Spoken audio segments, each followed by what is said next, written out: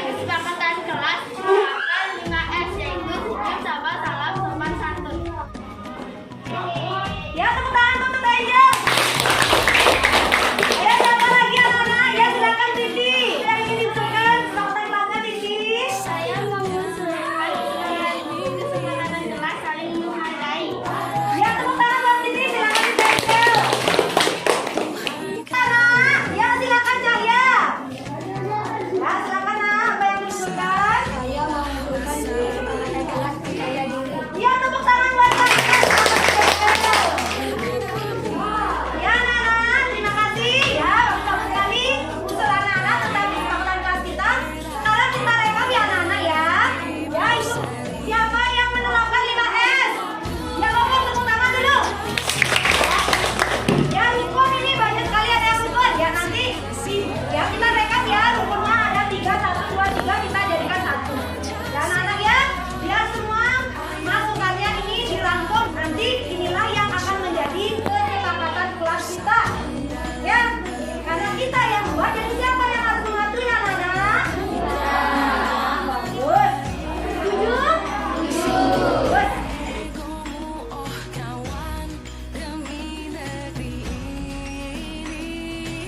Ya, sekarang mari kita tanda tangani ya kesepakatan kelas kita sebagai wujud komitmen kita bersama. Ya, siapa lagi yang silakan aja. Ya, silakan Tina, tanda tangani. Ya, bagus Tina. Ya, siapa lagi?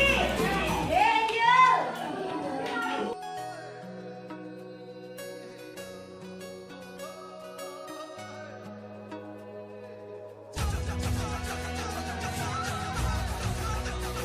Budaya positif, wujudkan berbagai Pancasila. Yaitu, nama saya Priti Amanda. Saya sangat setuju dengan kesepakatan kelas ini karena dengan adanya kesepakatan kelas ini melatih kita untuk disiplin dan terwujudnya budaya positif di kelas maupun di sekolah. Om Santi, Om.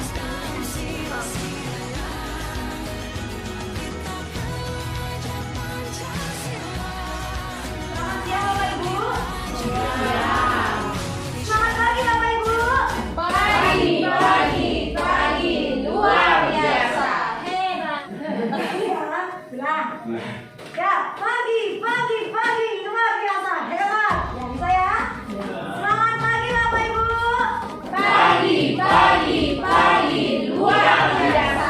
Hebat. Ya, bagaimana kabarnya hari ini? Luar biasa. Sebelumnya saya ucapkan terima kasih pada Bapak Ibu atas kesempatan yang diberikan kepada saya untuk mengimbaskan materi modul 1.4 tentang budaya positif. Ya, baiklah Bapak Ibu, sebelumnya saya ucapkan Om Swastiastu. Oh, Swastiastu. Ya, ujaran puji syukur kita panjatkan kehadapan Ida Sang Yang Widi Wasa Tuhan Yang Maha Esa karena kita dapat berkumpul di sini dalam keadaan sehat dan bahagia. Ya, baiklah Bapak Ibu, kita langsung saja ya. Ya, Bapak Ibu, mungkin kata budaya positif sudah tidak asing lagi bagi kita ya Bapak Ibu. Ya, sebelumnya saya ingin bertanya, menurut Bapak Ibu, apakah makna dari budaya positif? Ya, apa itu budaya positif Bapak Ibu? Kebiasaan. Ya, bagus sekali Bu Ledi, tepuk tangan buat Bu Ledi. Ya, benar sekali Bapak Ibu, budaya adalah kebiasaan. Ya, kebiasaan kalau positif biasanya berkaitan dengan apa Bapak Ibu? Baik-baik. Ya, betul sekali Bu Ledi. Tepuk tangan dulu buat Bu Ledi. Ya, terima kasih Bu Ledi ya. Ya, budaya positif adalah kebiasaan yang baik-baik ya yang sudah kita terapkan. Nah, Bapak Ibu,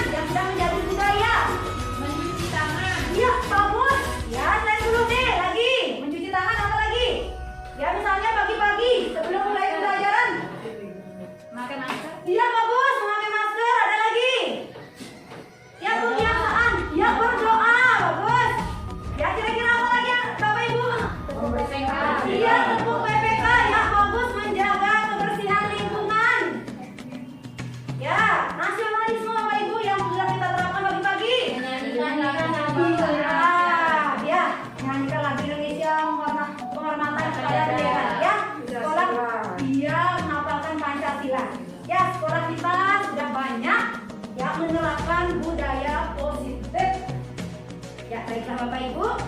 Ya, budaya positif di sekolah adalah nilai-nilai dan kebiasaan-kebiasaan di sekolah yang berpihak kepada peserta didik agar mereka dapat berkembang menjadi pribadi yang kritis, bertanggung jawab, dan penuh hormat. Bapak Ibu. Ya, selanjutnya Bapak Ibu, ya, perubahan paradigma. Yuk, saya mau bertanya, ya, menurut Bapak Ibu, anak terlahir seperti kertas putih apa kertas bermotif? Ya, menurut Bapak Ibu, anak itu terlahir, ya, ibarat kertas kosong atau kertas putih. Apakah anak itu lahir dengan kertas bermotif? Kertas putih, ya, kertas kosong, ya, mulanya kertas bermotif. Ya, coba kita lagi Bapak Ibu ya. Ya, menurut filosofi pendidikan Ki Hajar Dewantara, anak itu terlahir bukan tabula rasa Bapak Ibu. Ya, artinya bukan kertas kosong. Yang kertas kosong maksudnya di sini, anak-anak itu terlahir tidak berbekal apa-apa dan guru itu bebas menulisi kertas kosong tersebut. Ya, jadi ini menurut filosofi pendidikan Ki Hajar Dewantara, anak itu bukan tabula rasa, tetapi anak itu terlahir dengan kertas bermotif, ya, seperti yang saya katakan oleh Bu Nurde, ya, tapi masih tipis, ya. Dan disinilah tugas kita Bapak Ibu. Tugas kita adalah menebalkan garis-garis yang sama gitu, ya, agar menjadi tebal. Ya, semua anak itu terlahir dengan bakat dan minatnya masing-masing. Ya, semua anak itu unik, semua anak itu pintar. Ya, tidak ada anak bodoh ya Bapak Ibu, yang ada anak malas. Ya, semua anak itu pintar dalam bidangnya masing-masing. Ya Bapak Ibu ya. Ya, tugas kita sebagai guru adalah menuntun bakat anak tersebut, ya, dan memberikan budi pekerti yang luhur, ya, agar anak didik kita tumbuh dengan selamat dan bahagia. Ya, seperti itu Bapak Ibu. Ya, ya, saya juga sebelum ikut guru penggerak juga menyadari itu Bapak Ibu, bahwa anak-anak terlahir dengan kertas kosong, tetapi saya salah. Ya, ternyata anak-anak itu sudah membawa bakatnya masing-masing. Ya, tugas kita sebagai guru adalah menuntun bakat anak tersebut. Ya, baiklah Bapak Ibu. Ya, menurut Ki Hajar Dewantara, guru diibaratkan sebagai seorang petani. Ya, dan anak itu ibarat biji jagung. Ya, sedangkan lahan itu adalah sekolah Bapak Ibu ya. Biji jagung yang tidak Jika berkualitas ditanam di lahan yang gersang, ya, itu bisa tumbuh Bapak Ibu. Itu tergantung dari gurunya, tergantung dari petaninya. Ya, apabila gurunya, ya, dengan kerja keras, dengan tangan yang dingin berusaha membuat anak tersebut, ya, tumbuh, ya, seperti biji jagung itu, kemungkinan biji jagung itu akan tumbuh. Tapi apabila dia menanam biji jagung yang berkualitas, bijinya berkualitas, tetapi petani itu tidak peduli dengan biji yang berkualitas itu, maka bagaimana hasilnya Bapak Ibu? Apakah jagung itu akan tumbuh subur? Ya, kurang sinar, kurang tanah yang kurang subur seperti itu ya, kurang maksimal. Iya, ya, bagus sekali di tengah ya. Ya, kita juga sebagai petani yang bisa bertumbuh. Ya, artinya itu ya, yang perilaku negatif dan siswa tersebut kita hilangkan. Ya, baiklah Bapak Ibu. Selanjutnya adalah kodrat alam dan kodrat zaman. Ya, kodrat alam dimaksud yang di sini adalah Bapak Ibu, anak itu sudah, ya, anak itu terlahir dengan bakatnya masing-masing. Ya, jadi kalau anak itu dia bakatnya bahasa Indonesia, kita akan sulit, ya, ya, tidak akan mungkin anak itu akan pintar matematika. Ya, ini maksudnya Bapak Ibu ya. Jadi kita sebagai guru adalah menuntun, Ya, terus memotivasi. Kita sebagai guru, sebagai fasilitator, sebagai motivator mendukung, ya, menuntun minat bakat dari siswa kita. Sedangkan kodrat zaman maksudnya di sini adalah ya, kita mempersiapkan anak didik kita untuk berkembang sesuai dengan kemajuan zaman. Ya, Bapak Ibu ya. Ya, yang terakhir adalah pembelajaran yang berpihak pada anak. Ya, sebelumnya ya, pembelajaran yang saya laksanakan adalah pembelajaran yang berpusat pada guru. Ya, kemudian setelah mempelajari modul tentang Ki Hajar Dewantara ini, saya mengalami perubahan paradigma Bapak Ibu, perubahan cara pikir. Ya, oh ternyata anak itu ya bisa menyelesaikan masalahnya sendiri. Ya, kita menuntun anak itu ya untuk mereka menemukan bagaimana caranya. Ya, sekarang bagaimana cara kita agar anak didik lebih aktif. Ya, dan kita sebagai guru berperan sebagai fasilitator dan motivator. Ya, agar anak itu ya bertumbuh dan berkembang sesuai bakat yang dimiliki. Ya. Selanjutnya Bapak Ibu, untuk membangun budaya yang positif, ya, ini saling berkaitan Bapak Ibu ya. Materi tentang filosofi pendidikan Ki Hajar Dewantara dengan budaya positif sangat berkaitan. Ya, untuk membangun budaya yang positif, sekolah perlu menyediakan lingkungan yang positif, aman, nyaman, agar peserta didik mampu berpikir, bertindak, dan mencipta dengan merdeka, mandiri, dan bertanggung jawab. Ya, lazimnya ini Bapak Ibu, disiplin dikaitkan dengan kontrol. Ya, dalam hal ini kontrol guru dalam menghadapi murid. Ya, kita yang sebagai guru yang berperan ini mengontrol murid. Ya. Sekarang materi anak perubahan paradigma teori kontrol. Ya, berikut ini merupakan paparan dari Dr. William Glasser dalam kontrol teori untuk meluruskan miskonsepsi tentang kontrol. Yang pertama adalah ilusi guru mengontrol murid. Ya, kita seolah-olah guru yang mengontrol murid. Ya, tapi yang sebenarnya murid itu memberikan dirinya untuk dikontrol.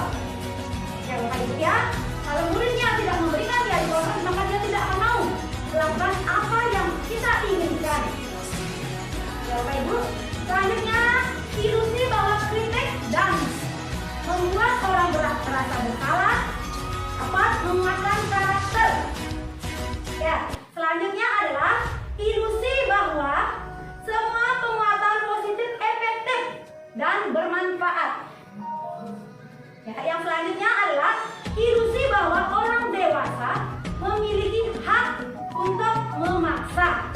Ya, ini sebenarnya tergantung siswanya mau memberikan kontrol apa tidak dirinya untuk ya mengikuti arahan dari guru tersebut. Ya, baiklah Bapak Ibu, selanjutnya ya. Inilah perubahannya Bapak Ibu. Yang dulu kita ya dikenal dengan stimulus respon. Ya, stimulus rangsangan, respon reaksi. Ya, tapi sekarang ya seiring dengan kemajuan perkembangan pendidikan ya, karena pendidikan itu bersifat dinamis Bapak Ibu ya. Pendidikan itu terus berkembang mengikuti kemajuan zaman. Ya, Bapak Ibu ya. Yang stimulus respon, kita mencoba mengubah orang agar berpandangan seperti kita. Ya, yang seharusnya adalah kita berusaha memahami ya pandangan orang lain tentang dunia. Selanjutnya, perilaku buruk dilihat sebagai suatu kesalahan. Ya, kita sering menilai murid itu buruk berarti salah. Ya, menurut teori kontrol ini, Bapak Ibu, semua perilaku itu memiliki tujuan. Bahkan perilaku yang buruk pun ada tujuannya. Ya, jadi kita sebagai guru, ya, sebelum kita menyalahkan siswa-siswi kita, alangkah bagusnya kita tanyakan dulu apa alasan siswa tersebut melakukan kegiatan tersebut atau kesalahan tersebut. Ya, selanjutnya adalah orang lain bisa mengontrol saya. Ya, teori kontrolnya hanya Anda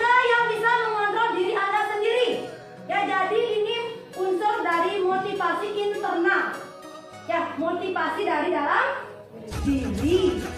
Ya, kalau guru itu menyuruh siswanya jangan nakal, kira-kira motivasi dari mana Bapak Ibu? Internal apa eksternal? Ayo, kalau guru yang menyuruh, iya bagus, ya eksternal berarti dari luar. Oke.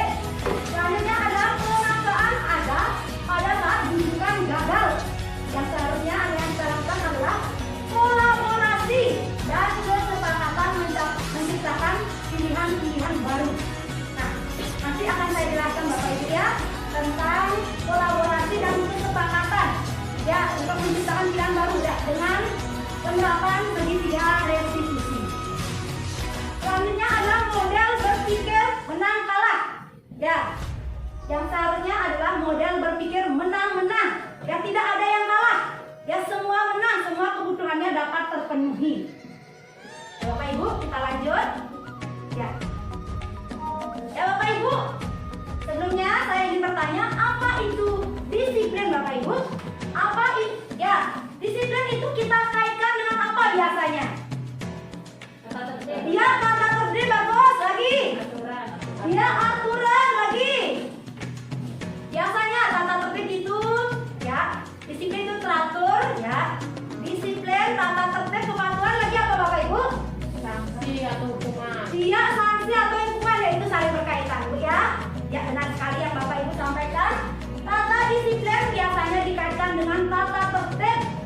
Ya, teratur, kepatuhan pada peraturan. Ya, tata disiplin juga sering kita hubungkan dengan hukuman. Ya, padahal ini sungguh berbeda Bapak Ibu.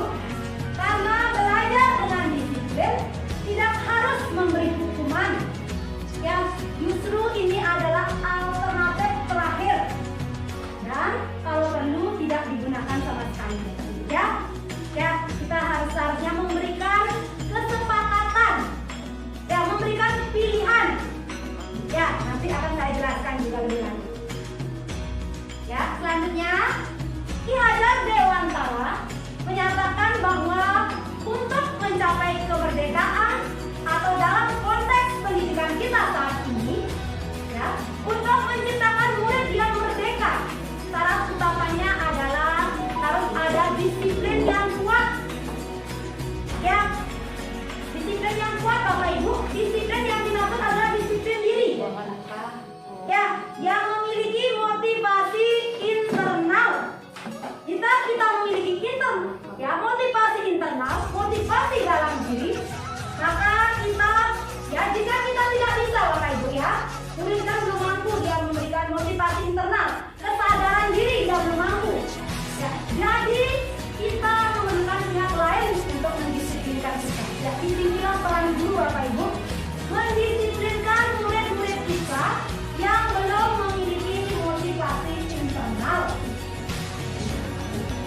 Selanjutnya ya Bapak Ibu, ya sebelumnya teori motivasi perilaku manusia. Ya, seperti yang saya jelaskan tadi, ya murid-murid itu pasti memiliki alasan mengapa dia melakukan apa yang dia lakukan.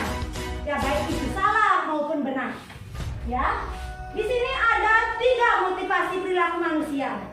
Yang pertama adalah untuk menghindari ketidaknyamanan, ya, atau hukuman. Yang kedua adalah untuk mendapat imbalan dari orang lain atau institusi.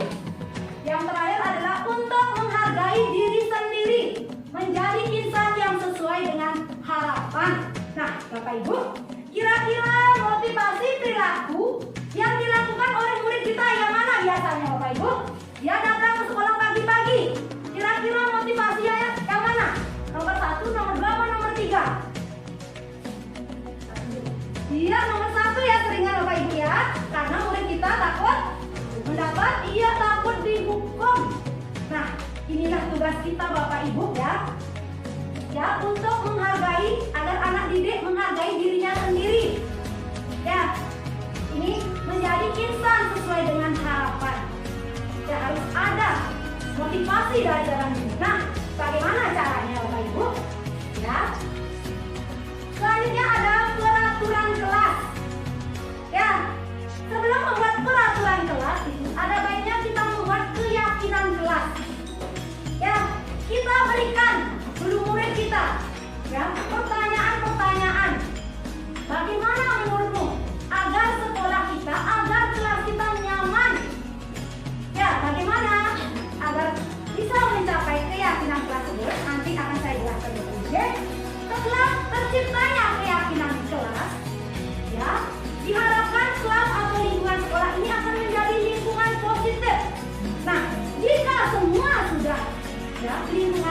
positif, ya, maka akan menjadi budaya positif.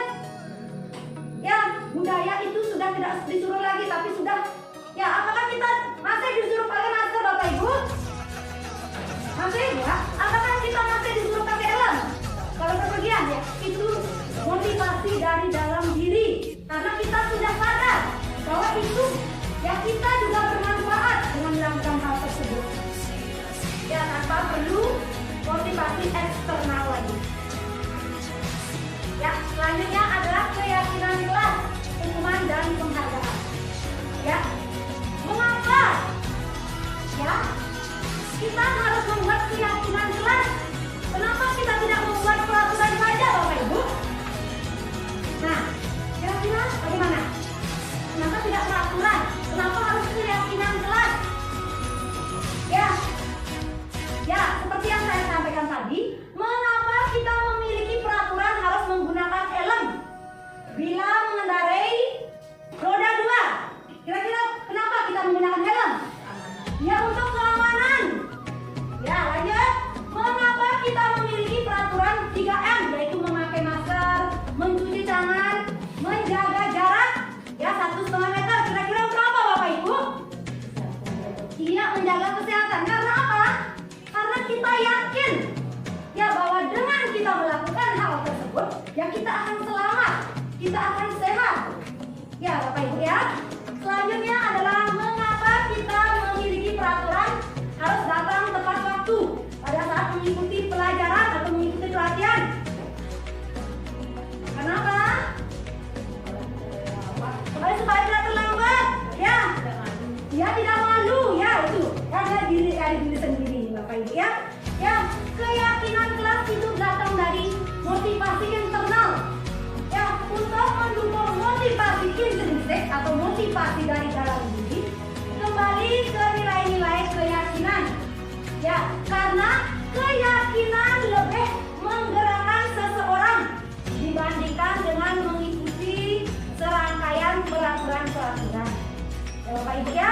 Ya, saya sudah melihat Ibu Guru D, Bu Eka sudah menerapkan kesepakatan kelas. Ya, sudah bagus sekali. Semoga nanti Bapak Ibu juga di kelas rendah juga bisa mengikuti, Bapak Ibu ya. Ya, tanya dulu murid kita. Ya. Ya, selanjutnya adalah keyakinan kelas.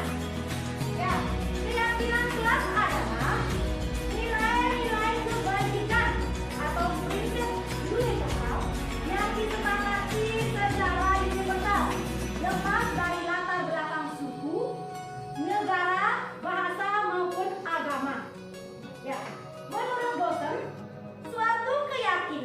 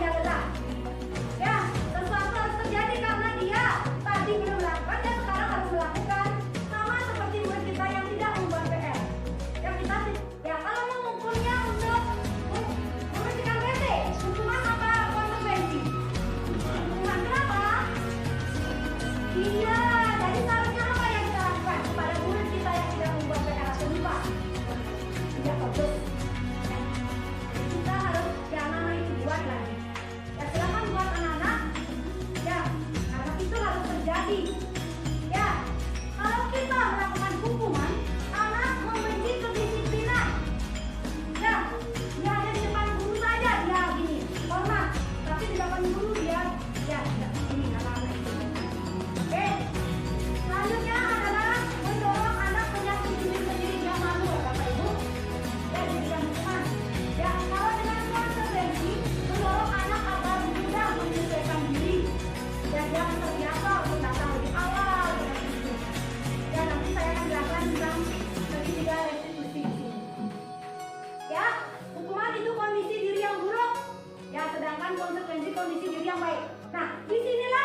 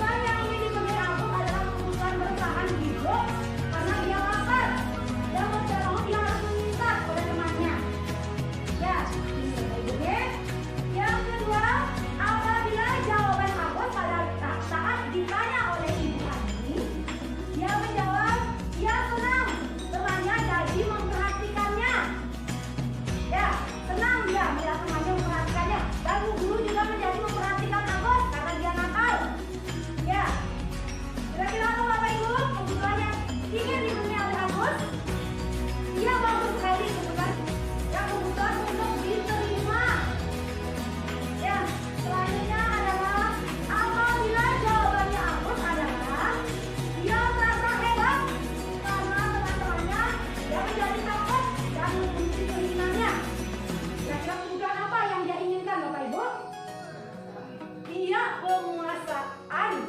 Ya Bapak Ibu ya. Ya pengakuan atas kemampuan. Ya apa?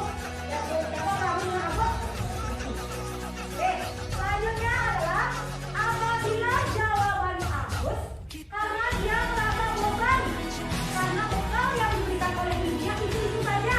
Nasi goreng itu saja. Ya. Kira-kira kebutuhan apa Bapak Ibu? Yang diinginkan oleh Agus?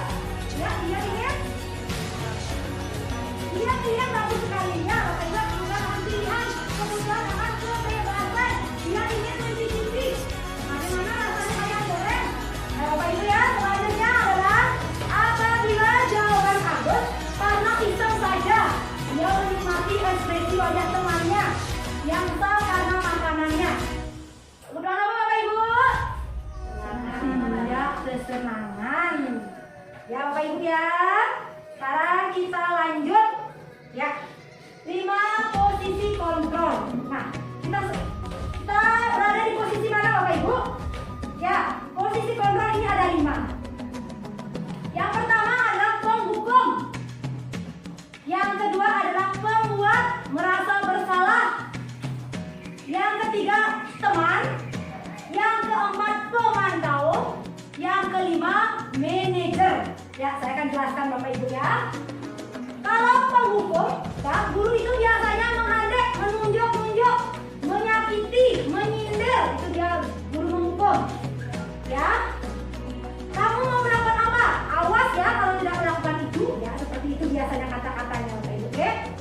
Hasilnya adalah siswa itu akan memberontak, menyalahkan orang lain. Ya, dan murid itu akan berkata, biarkan saja. Nanti juga marah-marah lagi karena kita terbiasa murid itu menghukum muridnya. Ya, dampaknya adalah murid mengulangi kesalahannya. Bapak Ibu ya. Selanjutnya adalah pembuat merasa bersalah. Ya, biasanya guru itu berceramah dan menyatakan seharusnya kamu lakukan ini. Ibu kecewa sekali sama kamu. Ya, seperti itu biasanya ada di caranya.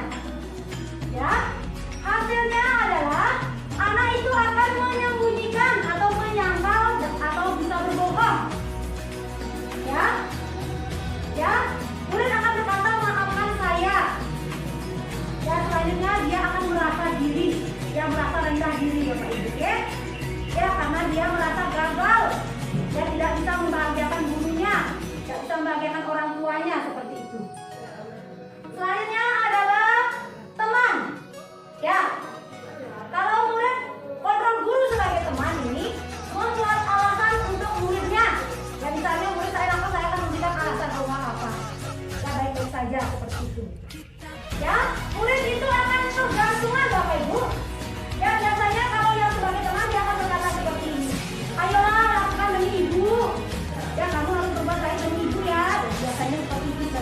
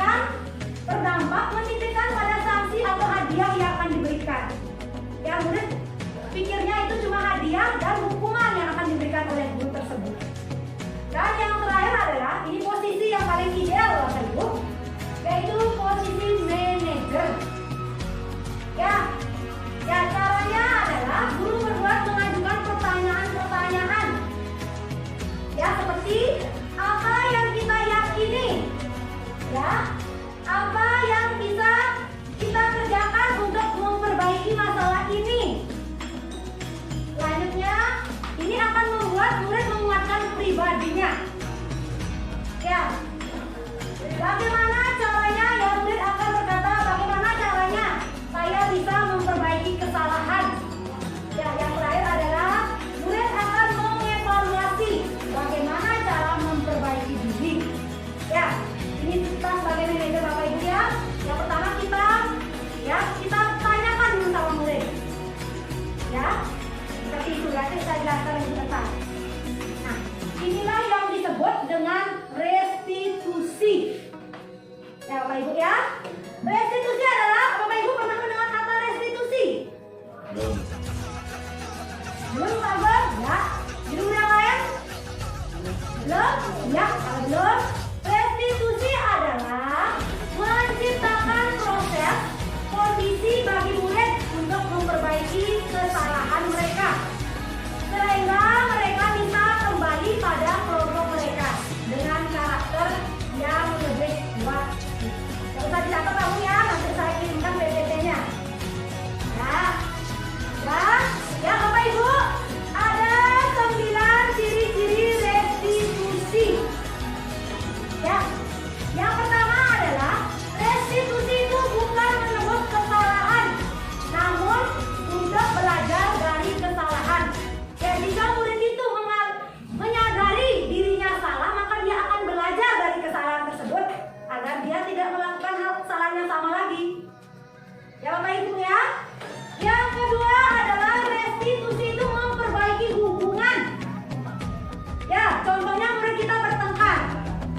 Ya, ada sampai kancing bajunya lepas. Nah, disinilah peran guru Bapak Ibu. Ya, ditanya apa kebutuhannya. Ya, bagaimana caranya. Ya, agar semua kebutuhan bisa terpenuhi. Ya, seperti itu Bapak Ibu ya. Yang ketiga itu, restitusi itu bersifat tawaran, bukan paksaan. Ya, itu pilihan-pilihan Bapak Ibu. Ya, kamu maunya seperti apa? Ya, seperti saya ambil nanti contohnya ya Bapak Ibu ya. Lanjut, restitusi menuntun untuk melihat ke dalam diri. Ya, karena anak tersebut yang memberi solusi, memberikan tawaran, ya, jadi dia bisa memotivasi internal, ya, untuk dia menuntun dari dalam diri. Lanjut, restitusi mencari kebutuhan dasar yang mendasari tindakan. Ya, karena guru akan bertanya, ya, apa alasan kamu melakukan hal tersebut? Selanjutnya adalah restitusi fokus pada karakter, bukan tindakan. Ya Bapak Ibu ya, kita fokus untuk memperbaiki karakter murid kita. Ya, yang menyimpang, ya, agar bisa kembali dia mengikuti temannya yang lain. Selanjutnya adalah restitusi fokus pada solusi, bukan kesalahan. Ya, bagaimana cara kita untuk memberikan solusi. Ya, murid itu menemukan solusi dari permasalahan yang dihadapinya. Dan yang terakhir adalah restitusi mengembalikan murid yang berbuat salah pada kelompoknya. Ya Bapak Ibu, ini tahapan segitiga restitusi Bapak Ibu ya.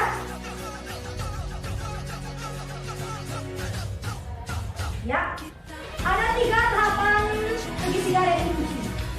Yang pertama adalah ya, menstabilkan identitas. Ya, maaf ya, waktu ini saya ambil sampel murid yang lupa mengerjakan PR agama. Ya, Bapak Ibu ya. Yang pertama yang saya lakukan adalah ya, menstabilkan identitas. Ya, saya bertanya kepada murid itu, ya, kenapa kamu bisa tidak membuat PR agama? Ya, dan murid itu menjawab dia lupa. Bapak Ibu, apakah kita sering seperti itu?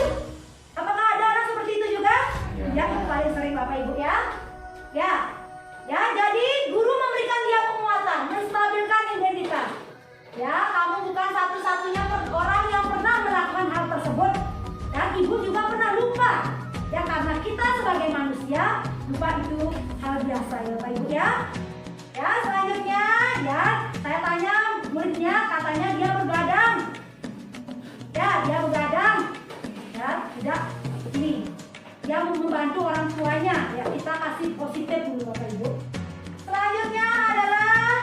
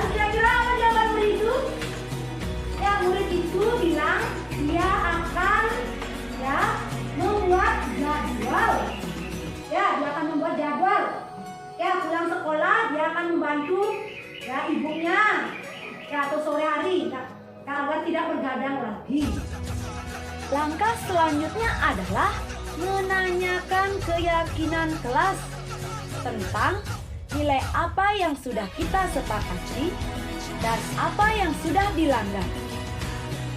Murid itu pun memahami kesalahannya. Dia mengusulkan karena dia berbuat salah kepada Bu Anda karena tidak membuat PR, nah jadi dia akan meminta maaf kepada Bu Anda dan juga ya akan memberitahukan alasannya melakukan hal tersebut. Ya. Ya, inilah dokumentasi yang saya terapkan Bapak Ibu ya, menangani siswa yang bermasalah dengan menerapkan segitiga listrik. Ya. Demikianlah presentasi dari saya tentang budaya positif. Ya, mohon maaf jika ada kata-kata saya yang menyinggung, ya baik disengaja maupun tidak sengaja. Dan terima kasih atas waktunya. Ya. Saya tutup dengan para mesanti. Oh, santi.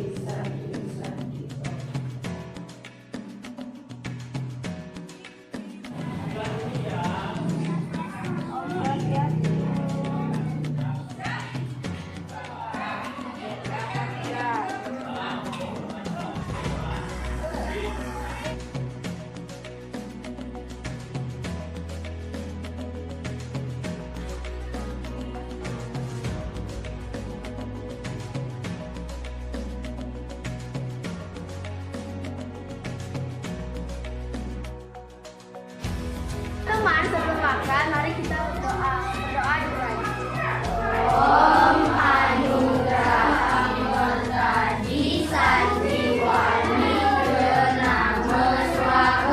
Doa selesai.